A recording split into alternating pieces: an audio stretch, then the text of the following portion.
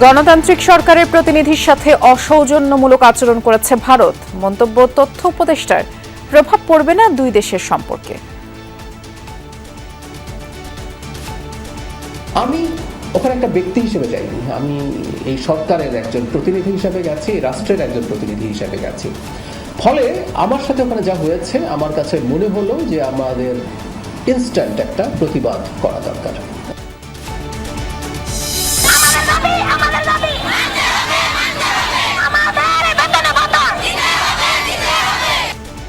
বকেয়া বেতন সহ ৭ দফা দাবিতে রাজধানী তেজগাঁয়ে পোশাক শ্রমিকদের সড়ক অবরোধ, যান চলাচল বন্ধ থাকায় জনভোগান্তি চরমে।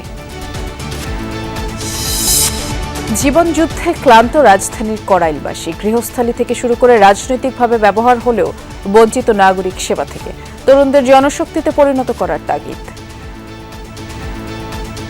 নাই কোনো কিছু নাই, যে যেমনি পারছে এমনি করতেছে। আমার জীবন আমি নেশা করেছি এক সময়, এই এলাকা ছেড়ে গেছি, এই এলাকার থেকে আবার সুস্থ এই এলাকায়। করাইল বস্তির কোনো ধরনের রিডেভেলপমেন্ট যেটা করার সুযোগ আছে সেটা হচ্ছে না। কারণটা কি, এখানে একটা প্রভাবশালী মহল আছে। ইসলামী ব্যাংকে নগদ টাকা তোলার চাপ বেশ কমেছে, এফডিআর ভাঙানোর সিদ্ধান্ত থেকে সরে আসছেন অনেকে।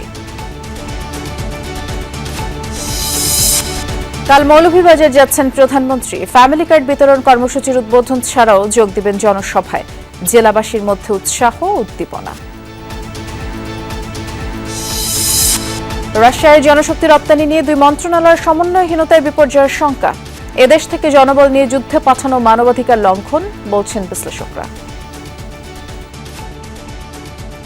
রাশিয়াতে তারা যে লোক পাঠাইতেছে, এই লোকগুলা কেন, কিভাবে, কি হচ্ছে, কি করে আমাদের বিএমডি ছাড়পত্র দিচ্ছে, আমাদের মন্ত্রণালয় কি দেখছে না। 3টা রিক্রুটিং এজেন্সির লাইসেন্স আমরা প্রত্যাহার করেছি, তাদের জামানত আমরা বাজেয়াপ্ত করেছি।